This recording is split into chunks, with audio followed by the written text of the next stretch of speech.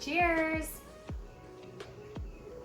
Okay, so later we are gonna make some enchiladas. So you should definitely watch that video. I'm going to have a very special guest joining me. But anyways, before that, I wanna show you guys how to make something super easy and delicious. I love making this recipe. I am making a salsa verde. Anyways, it's really easy. I'm gonna show you how to do it. So you're gonna need some things, of course.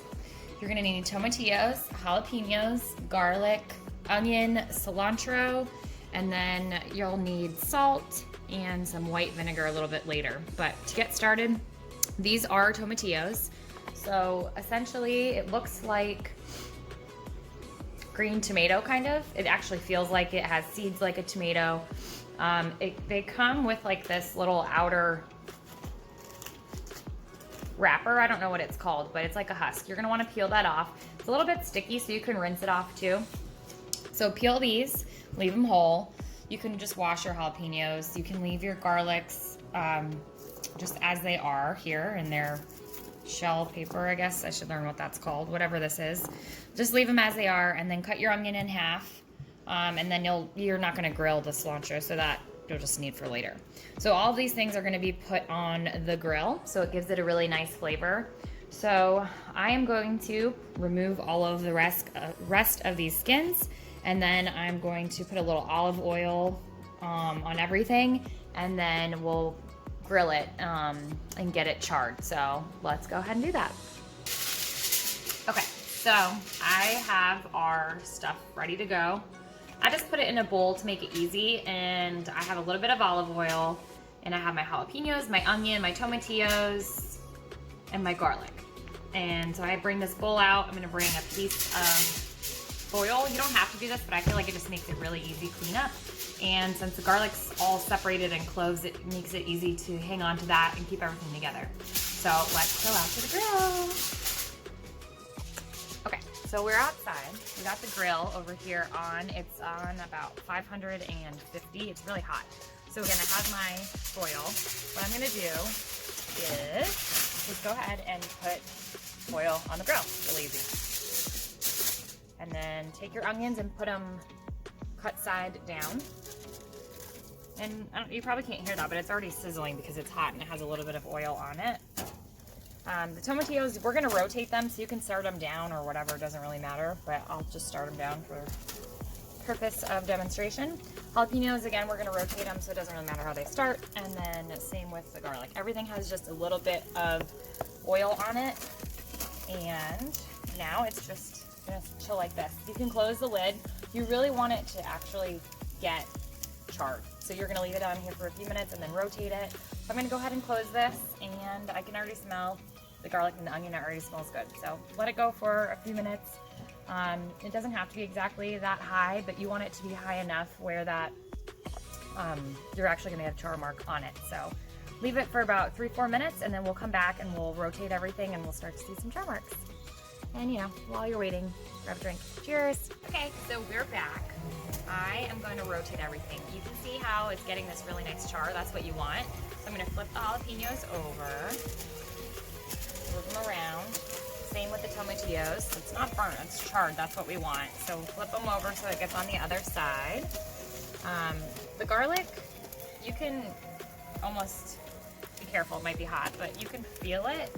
Once it gets really soft, it's ready to go. So the garlic might be done first. You don't want to burn it because then it'll be bitter. And same with the onions. These might be done first. So you can always pick it up and see, but you want that char.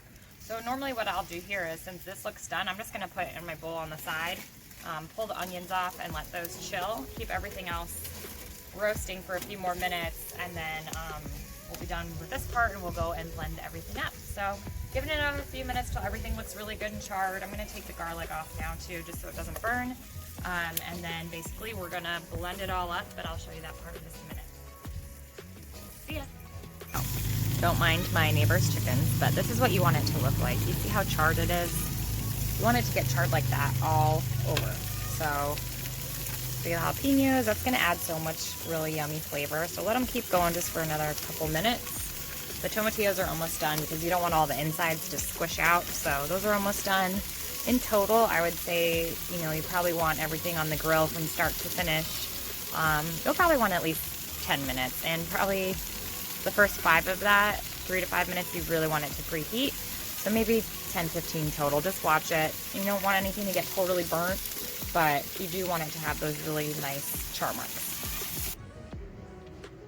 Okay, so we pulled everything off the grill, and this, again, is so easy. Literally, it's done. So basically, we're gonna put this all in a blender, so we don't really need to do much. I'm just gonna cut it and help the blender a little bit. So I'm just going to cut the jalapeno, basically just into chunks, and then you don't want the stem, so I'm just gonna throw that in. The tomatillos, you can just like quarter them or half them. Again, the blender, if you have a good blender, it's gonna do all the work, so just help it out a little bit by quartering it and tossing that in. Same with the onion, you know, just cut it up a little bit. And you might wanna wait, give yourself a few minutes so everything can cool down, because it does get really hot on the grill. So just, you know, be careful, don't burn your hands, but you don't really need to do much. So I'm putting all this in here. I'm also gonna just basically grab like a big chunk of cilantro, rinse it, and then stick that in the blender as well. The garlic, add all of your stuff into here, and a little bit of salt, and then we're gonna blend it up. And then you can either use lime, we need some sort of acid, so lime juice, make a little sweeter, or if you just have white vinegar, any sort of white vinegar, that'll work too, but you're gonna wanna blend this all up first, and then just add a little bit, but we'll get there in a while. Okay, so I let it blend, I don't know, maybe a minute or so. You really want it kind of all blended and incorporated, and then just use any white vinegar you have. I literally just pulled rice vinegar out of my fridge. I also have regular white vinegar, any sort of white vinegar. If you don't have white vinegar, you could use red wine vinegar or something like that. It's gonna change the taste, but you just need a little acid. So again, you can also do a lime. It'll be a little bit sweeter. I already put some salt in, and then you're gonna wanna blend it up, taste it, and then you can adjust it if you need to. Okay, so I just tasted it. It's actually perfect, just how I like it, really spicy. So I'm not gonna add anything else to this. I'm just going to put it in a container, stick it in the fridge, and it's going to basically just chill and get ready for us to eat it later. So the longer in the fridge, the better. It's actually gonna let the flavors meld together, and it will, like I said, kind of just taste better cold.